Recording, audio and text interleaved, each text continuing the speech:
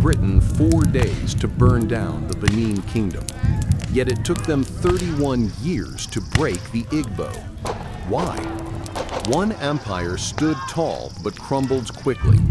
One people stood divided but resisted for decades. This is not just history. It's the untold story of empire, betrayal, and the stubborn will to resist.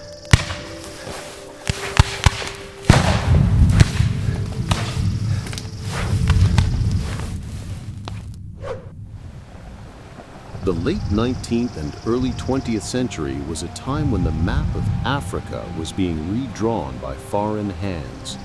At the Berlin Conference of 1884-85, European powers divided the continent like a pie at a banquet table, ignoring its peoples, kingdoms, and histories. Britain, eager for territory, cast its eyes on what would later become Nigeria. At that time, Nigeria was not a nation.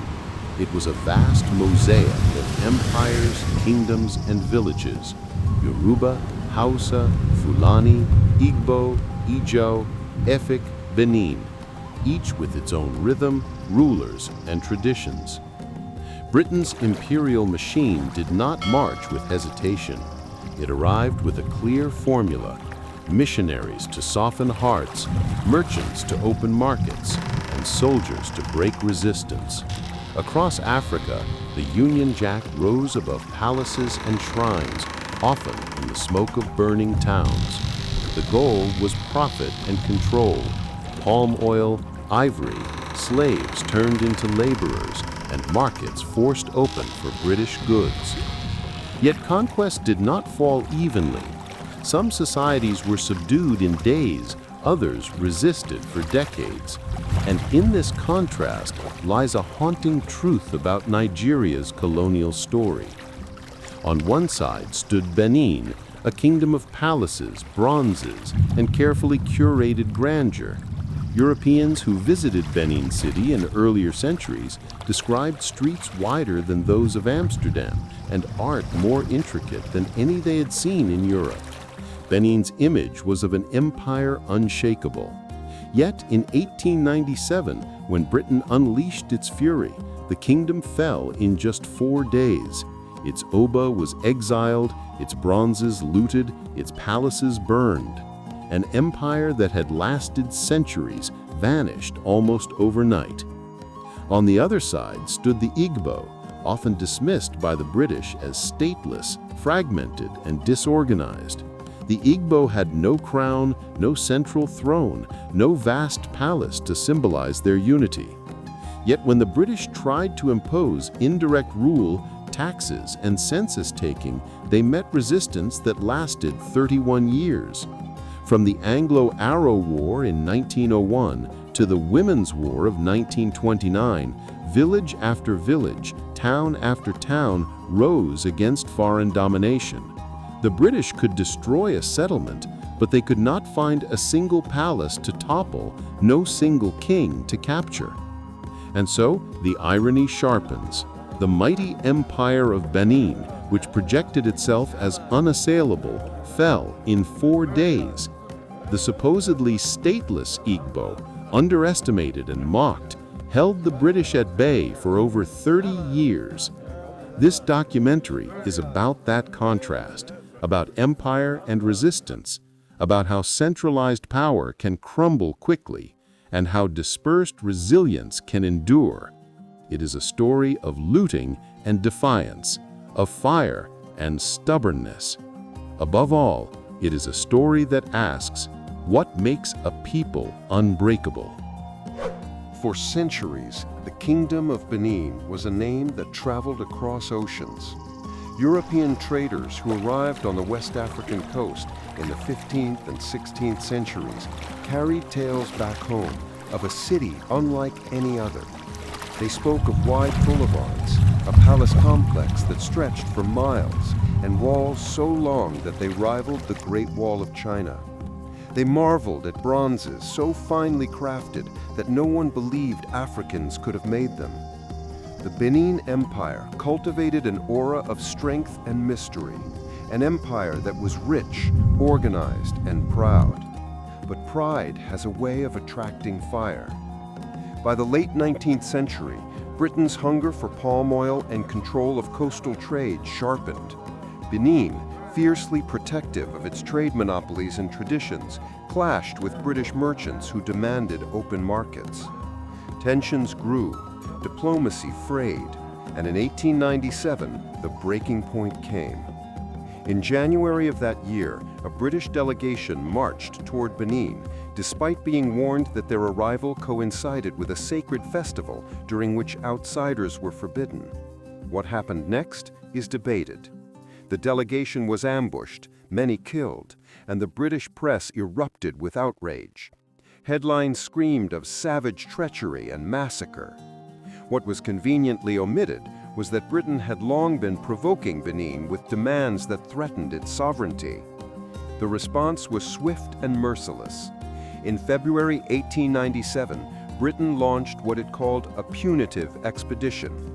Thousands of soldiers armed with Maxim guns and rifles marched on Benin City. The battle was hardly a battle at all. Benin warriors, armed with spears, arrows, and courage, could not withstand the machine guns. For 4 days, the city burned. The palace was torched, its treasures looted, its Oba captured and later exiled. In less than a week, an empire that had stood for centuries was reduced to ashes and silence. Its bronzes, sacred artifacts, and historical records cast in metal were carried off by the thousands, shipped to museums in London, Berlin, and New York. To this day, those bronzes sit in glass cases, admired in foreign capitals, while Benin remembers its humiliation. The fall of Benin revealed a brutal truth. Centralization can be a weakness. When the palace fell, the kingdom's backbone was broken. Britain did not need to fight every village. By destroying the center, they destroyed the whole. This swift collapse contrasts sharply with the Igbo story. Where Benin's grandeur was destroyed in 4 days, the Igbos' decentralized stubbornness forced Britain into 31 years of grinding campaigns. The difference was not in courage. Both fought bravely.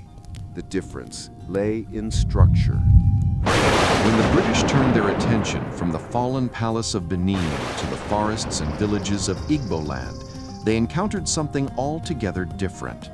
The Igbo were not an empire. They had no Oba, no centralized court, no gilded palace that could be targeted.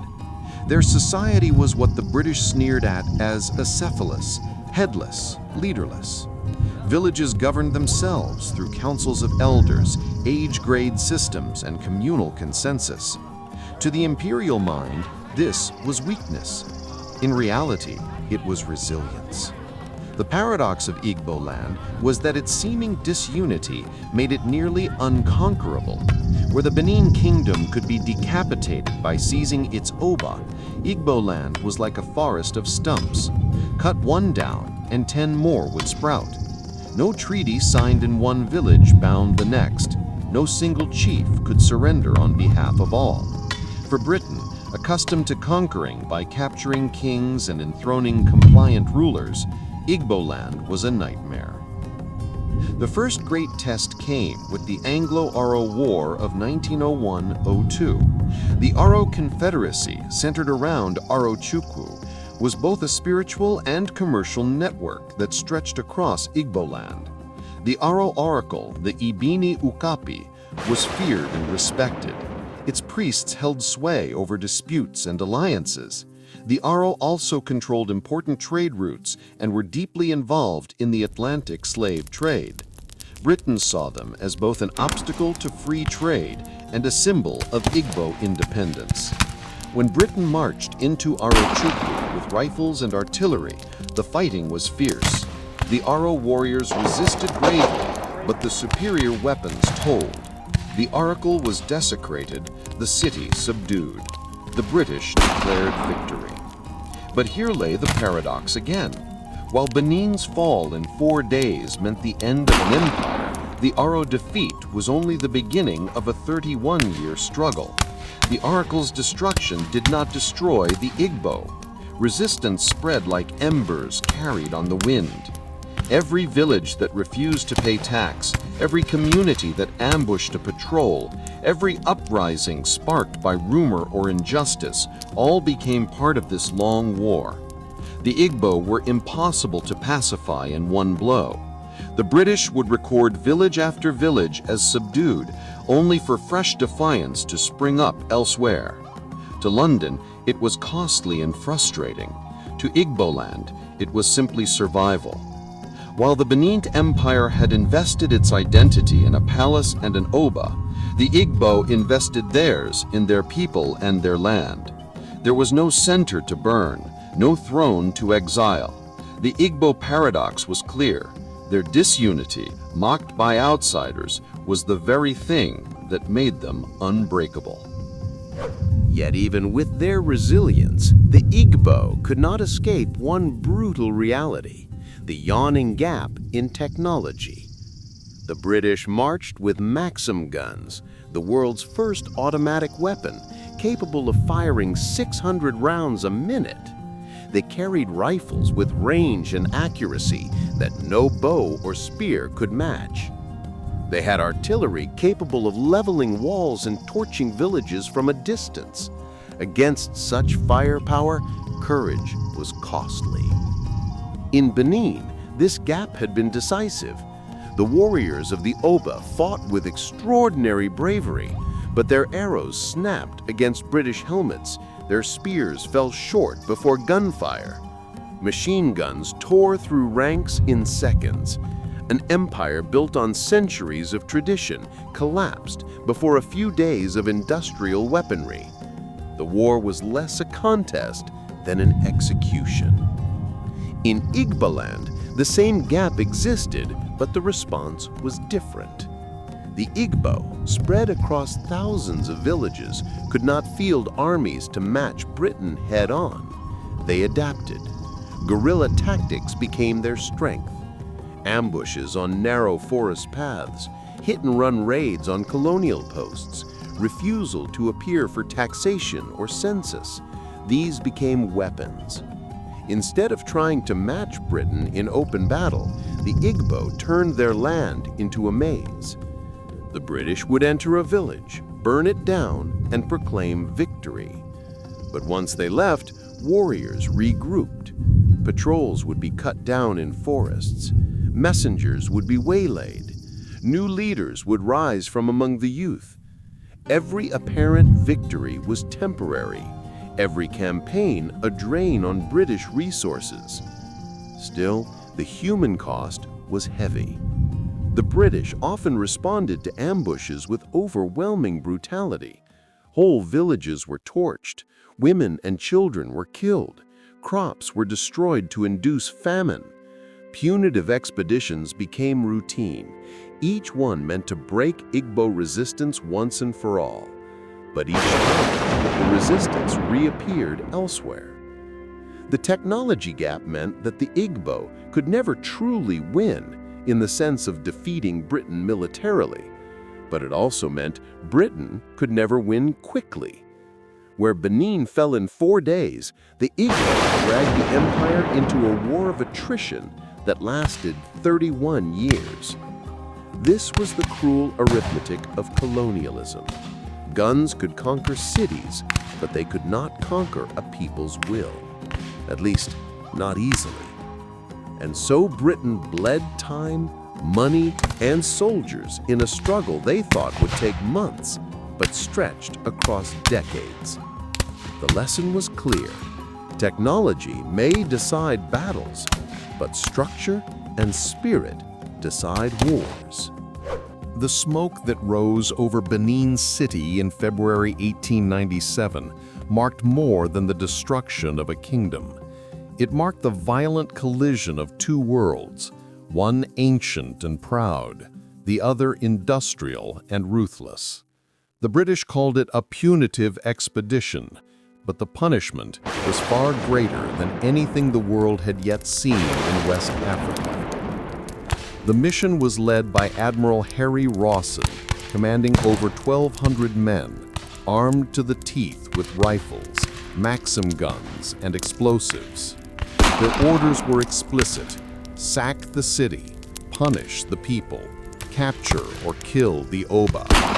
On February 9, the columns of soldiers marched through the dense forests surrounding Benin, burning villages along the way. By February 18, they reached the gates of the kingdom's heart. The battle, if it can be called that, was short and brutal. Benin's warriors fought with courage. Spears clashed against bayonets. Arrows darkened the air. Charms and war medicine adorned the fighters who believed their gods would shield them. But the gods could not stop bullets. The Maxim guns tore through their ranks, shredding formations in seconds. By the end of the first day, the city's defenses were in ruins. For 4 days, Benin burned. The royal palace, once filled with the treasures of centuries, was set alight. Flames consumed its walls, smoke choked its courtyards, and the screams of women and children echoed through the inferno. Soldiers looted relentlessly. Ivory tusks were dragged from storerooms, bronzes ripped from altars, artifacts piled high like trophies. What could not be carried was smashed. The Oba, Ovanramen Nogbaisi, fled into the forest but was eventually captured. He was forced into exile, stripped of his authority, and shipped far from the city he once ruled. His humiliation mirrored the humiliation of the empire itself. Benin had stood as a symbol of African sophistication, but in less than a week it had been reduced to rubble. The plunder was staggering. Over 4,000 artifacts, bronzes, ivories, carved tusks, masks, and plaques were stolen. Today, they sit in the British Museum, the Ethnological Museum in Berlin, and private collections across the world. Each piece tells a story of artistry, but also of theft and blood. And so, an empire that lasted for centuries, dazzling outsiders with its power, fell in less time than it takes to bury the dead. The British declared victory and moved on. But what lingered was the bitter lesson. Centralization, so often celebrated, could also mean fragility. Cut off the head, and the body dies. If Benin was destroyed in 4 days, Igbo land was never fully destroyed at all. Instead, it became the site of Britain's longest and most stubborn war in Nigeria, a war of attrition that dragged on from 1900 to 1931. The first campaign was the Anglo-Aro War of 1901-02. The British, determined to break the Aro Confederacy, marched into Arochukwu with artillery and rifles. They destroyed the Ibini Ukpabi Oracle and claimed victory. But the victory was hollow. The Aro were not the Igbo, and the Igbo were not one people bound by a throne. Each village had its own leaders, its own fighters, its own stubborn will. The years that followed saw revolt after revolt. Tax resistance was common. British officials who entered villages were attacked, sometimes killed. Census takers were chased away. Roads were blocked, patrols ambushed. The British would retaliate with fire and steel, burning homes, destroying crops, executing suspected leaders. But for every village subdued, another rose in defiance. The climax came with the Aba Women's War of 1929. This was not an isolated uprising, but a sweeping protest across southeastern Nigeria, where tens of thousands of women marched against taxation, corruption, and the humiliation of colonial rule. They blocked roads, sang defiant songs, and tore down the symbols of British authority. The colonial government responded with gunfire. Over 50 women were killed, hundreds injured. Yet the movement shook the empire to its core. The message was clear. Even after decades of violence, the Igbo spirit could not be crushed. 31 years. That was how long it took for the British to impose a semblance of control. But control is not the same as submission. The Igbo did not surrender their identity. They endured forced labor, taxation, and humiliations, but they did not forget. In their songs, in their proverbs, in the stories whispered around fires, the memory of resistance lived on. For the British, the Igbo resistance was costly. It drained men and money, distracted from other colonial projects, and exposed the limits of imperial power. For the Igbo, it was proof that survival does not always mean victory on the battlefield. So while Benin became a cautionary tale of swift collapse, Igbo land became a symbol of stubborn resilience. 31 years of defiance against an empire that believed itself invincible. A defiance that still echoes today. The British called it pacification, but in reality, it was a doctrine of fire and blood. When faced with defiance in Igbo land, colonial officers did not negotiate, they punished. Villages were not only raided, they were burned to the ground. Crops were uprooted, livestock slaughtered, sacred shrines desecrated. Entire communities were left starving, homeless, and traumatized. In the records of the colonial administration, these actions were sanitized as expeditions. Reports would speak of restoring order, enforcing compliance, or teaching lessons. But the people who lived through them remembered something else. Soldiers marching in with rifles, shooting indiscriminately, torching huts, and taking captives. It was terror disguised as law. This brutality was not random, it was strategy. The British believed fear was the fastest way to impose control on people who refused to bend. If one village resisted, 3 villages would suffer so that the lesson would spread. Resistance was to be made costly, not only in lives, but in memory. Every burned field was a warning. Every body left in the dust was a message. But this policy had limits. In Benin, the swift destruction of the palace worked precisely because the kingdom's identity was tied to its center. Once the Oba was captured and the capital razed, the empire was broken. Igboland was different. You could burn 10 villages in one campaign, only to see resistance spring up in 20 more the next season. You could kill one leader, but 5 others would rise in his place. The brutality also deepened resentment. Each expedition created new grievances, new martyrs, and new reasons for revenge. Families whose farms were destroyed, women whose husbands were killed, children who grew up under the shadow of ashes, all carried the scars forward. The very policy meant to pacify only hardened defiance. By the late 1920s, even some British officials began to admit privately that pacification was an illusion. They controlled the land only as far as their rifles could reach. Beyond that, they were always strangers in hostile terrain. The Aba Women's War of 1929, sparked by resentment over taxation and humiliation, was proof that the people had not been subdued. Tens of thousands of women mobilized across districts, their songs of protest ringing louder than Britain's claims of order. Brutality could destroy lives, but it could not destroy will. In fact, it became part of the memory that kept resistance alive. Where the bronzes of Benin were carted away to foreign museums, the memory of burned Igbo villages lived in oral histories and songs, passed down as testimony. The policy of brutality revealed Britain's greatest contradiction. It could conquer quickly, but it could not rule easily. The Igbo made sure of that.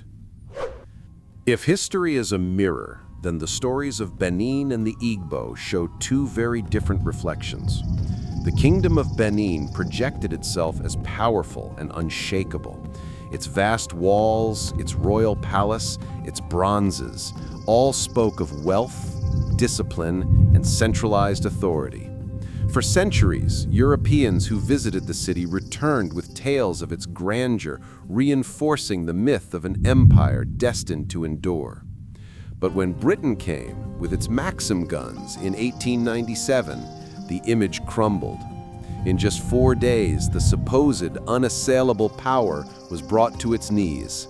The propaganda of strength met the reality of fragility. Centralization, once Benin's pride, became its undoing. The Igbo, by contrast, had long been dismissed as disorganized. British officials mocked their lack of kings, sneered at their decentralized councils, and derided their refusal to submit to a single ruler. In the colonial imagination, they were backward, lacking the sophistication of empires like Benin. Yet reality told a different story. The very decentralization that outsiders scorned became the Igbo shield. With no palace to burn, no throne to topple, and no king to exile, the Igbo became an unending problem for empire. Propaganda is powerful, but it often blinds. The British expected Benin to be a tougher conquest than the Igbo. They thought a centralized kingdom with walls and warriors would resist more effectively than stateless villages. Instead, they found the opposite. Benin's grandeur collapsed in days, the Igbo's stubbornness stretched into decades. The contrast forces us to ask, what truly makes a society strong? Is it wealth, walls, and crowns?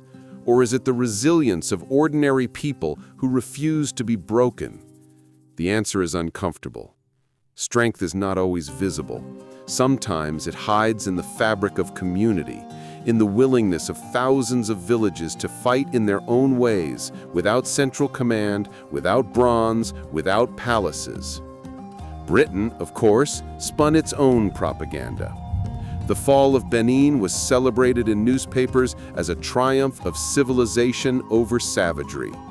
The Igbo resistance, when mentioned at all, was framed as disorder or troublemaking.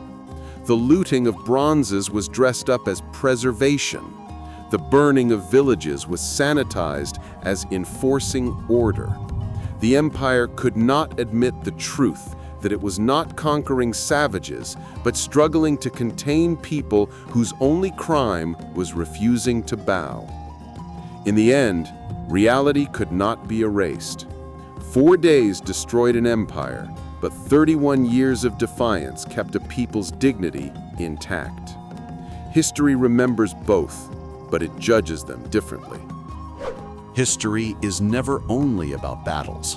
It is also about memory, what people choose to remember, and what they are forced to forget.